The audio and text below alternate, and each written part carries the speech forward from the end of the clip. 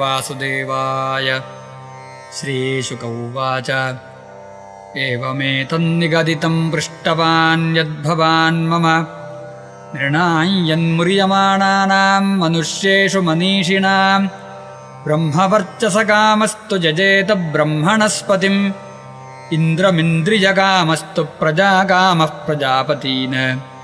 देवीं मायान्तु श्रीकामस्तेजस्कामो विभावसुं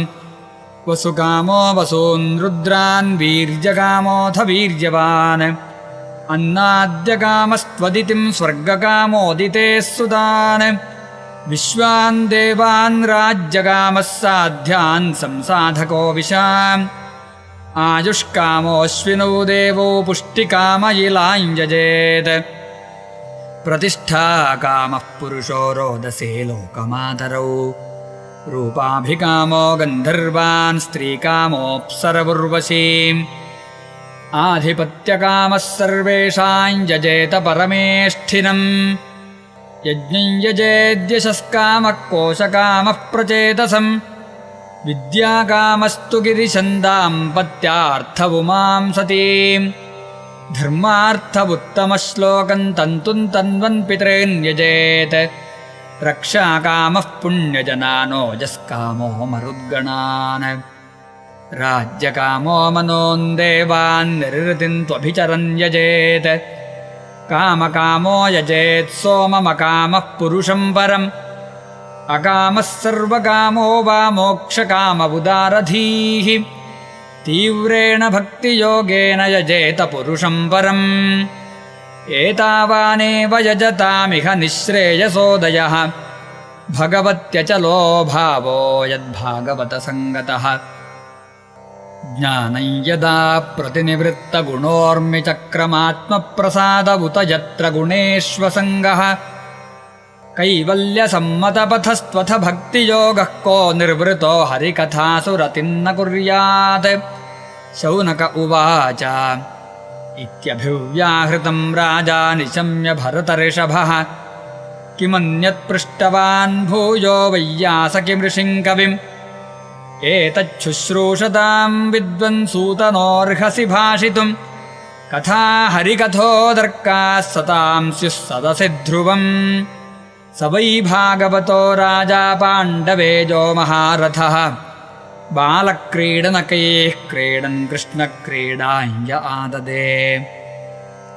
वैयासकिश्च भगवान् वासुदेवपरायणः उरुगायगुणोदाराः सतां स्युर्हि समागमे आयुर्हरति वै पुंसामुद्यन्नस्तञ्च जन्नसौ तस्यर्थे यत्क्षणो नीतवुत्तमश्लोकवार्तया तरवः किन्न जीवन्ति भस्त्राः किन्न श्वसन्त्युतां न खादन्ति न मे हन्ति किं ग्रामपशवो परे स्वविड्वराहोष्ट्रखरैः संस्तुतः पुरुषः पशुः न यत्कर्णपथोपेतो जातु नाम गदाग्रजः विलेवतोरुक्रमविक्रमान्ये न शृण्वतः कर्णपुटे नरस्य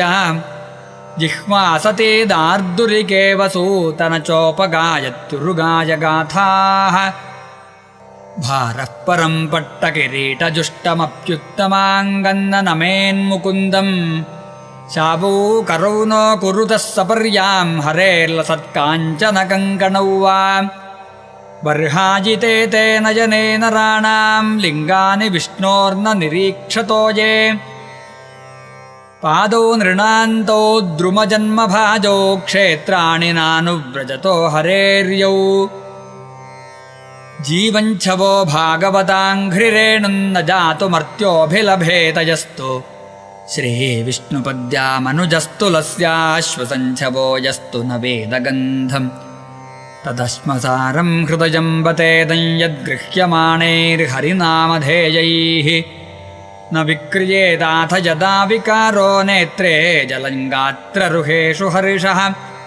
अथाभिधेह्यङ्गमनोनुकूलं प्रभाषसे भागवतप्रधानः यदा वैयासकिरात्मविद्या विशारदो नृपतिं साधु पृष्टः इति श्रीमद्भागवते महापुराणे पारमहंस्यां संहितायां द्वितीयस्कन्धे तृतीयोऽध्यायः। सर्वत्र गोविन्दनामसङ्कीर्तनं गोविन्द गोविन्द।